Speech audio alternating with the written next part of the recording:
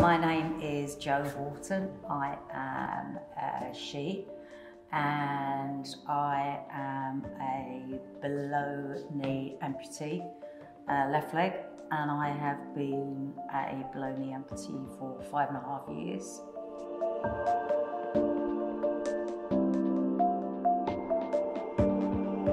My background is judo. I've done judo for probably nearly all my life. I competed as a child, and then I went on to compete internationally in the Olympic Games, able-bodied, and then I retired and taught, coached, and run my own business teaching judo in schools, which I still do. And as far as I'm aware, I'm the only amputee judo instructor in the world. I talked to the surgeons about amputation, and I told them my judo background, and I just thought, it's, you know, they're not going to amputate it, it's in a cast, I'm talking to you, it'll be good. And the next thing I know, I wake up no leg, and I was in that much shock. I actually thought it was bent behind me, but I was losing blood, and nothing they could do could up my template. So basically it was a life or death situation. And I know how hard they worked to save my life and to save my knee, because you know, it was 2 days later they closed up. And I had that judo mentality, so as soon as I got over the shock, surgeons came and spoke to me about it, and I was like, well, okay, so what am I? I'm not just gonna lie here. And then as soon as I got on the ward, I was like, well, you know, I need a wheelchair. And as soon as I got a wheelchair, I was just started to do laps around the ward and pick chairs up and pick things up, and started to use them as weights. And there was a bar, so I could, you know, with a great view, because it was on the 12th floor of the Royal London Hospital. So it was like the best view out of London. And I was just doing different exercises on the bar, and I had to keep that mentality going. It was very important to me about you having a routine while you're in hospital or rehab. But for me, it was like, yep, get up, do my circuit, have the meetings with the surgeons. Obviously, it would take me hours to wash and dry, and getting used to this whole new routine and working out, okay, how do I do that? And there were those shock moments. And I remember the first time I was able to put on normal, not plastic underwear, and I went into the shower, and I just went to put my knickers on, and I just burst out crying, just absolutely. And Sinadu, the care nurse that was with me, was just hugging me.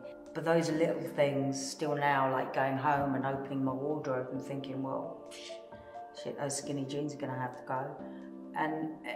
And how am I gonna, I live on the 2nd floor of a flat, with old Victorian build, how's that gonna happen? I thought, right, okay, you could hop up, hop down, and go on your bum, and just, you adapt, I think. And I'm looking forward to trying to do more things within the community to include disability more, whether it's accessibility to toilets or the bar. Gavin was talking about the bar, and I always thought, when I'm in my wheelchair, because I'm not always on my prosthetic, you get blisters, you get sores, you can't go on it, and it's painful as hell sometimes. And I've been in my wheelchair after surgery, a couple of surgeries I've had, and you get to the bar, and I'm strong enough to be able to stand up on one leg, but you're like this, and it's as well as daunting, it feels patronising, you know, and people don't think of these things, and they don't even think of someone with a disability in mind when they design these places. There should be more patience, there should be more empathy, but I feel as we've grown in the society, everything's become very fast-paced. And I think the good thing, hopefully, that comes out of COVID is that we are a lot more thoughtful, and we do have more empathy. I don't feel as comfortable. I don't feel it's as inclusive as it could be. I think like a lot of things, you know, it's aesthetics, and they see your leg as not something that's so much ugly, but just not as appealing. And recently now I'm sort of single when you go on dating sites, and it is just, you have to put down you're an amputee, because otherwise someone's going to get the shock of their life. But you know, it's a tough one. It's a tough one. I'm trying. I'm putting myself out there because, hey, got to be there to win it. But again, it's almost like people, if they saw you and you were talking to them, if I talk to people in my work all the time, like as I'm delivering stuff, it's easy to build up a rapport with someone. But you put on a dating site, you know, all they see is amputee. And it's like, burr, burr, burr, you know, avoid at all costs. I hate to say it, but even with my former partner, it was that they didn't want to touch it or touch any part of it.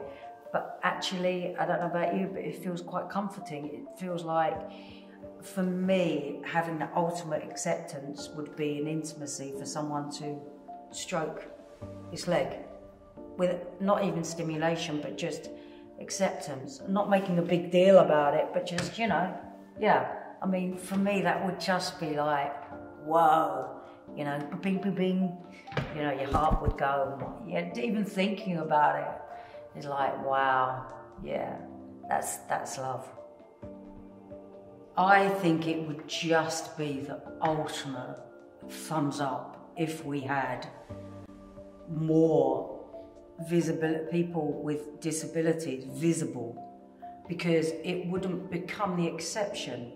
It would be acceptance. So people wouldn't look at you, and I think we touched on this earlier, Mel did, about children. I teach children, I absolutely love it. And I've had kids that I've taught for years, and I went back to teaching 6 months after the accident.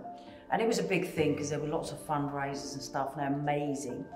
The ultimate was, one kid said to me, oh my God, and like when I see him, it's like, yeah, it's a robot leg, it has superpowers and stuff like that. And he went, oh, so cool, I want one. And I was like, no, honestly, you don't, but it is pretty cool. And they empower you. That's why I love teaching kids. I've still managed to teach, and I don't care how difficult or painful it is, because it just makes me feel so alive. And just acceptance, the innocence, the acceptance, and it is brilliant. And as we said earlier, that it should be the children that go, oh, what's that? And you just explain it to them. It's like, okay, yeah, can I have my cookie please now, Mum? Yeah, it's just okay, that's acceptance. We're so taught in school, or we were, that you can't put that with that. Well, why not? Why not? Why do you have to attach a noun to a sentence, or no, that's a pronoun, or you must use the verb? Well, no, because they're they. And it doesn't have to mean plural, although sometimes it might do. Sometimes someone might want to be, you know, have multiple personalities. Well, what's wrong with that? If that person can find comfort in that, why should society or other people be the one to, like, you know, piss on their fireworks?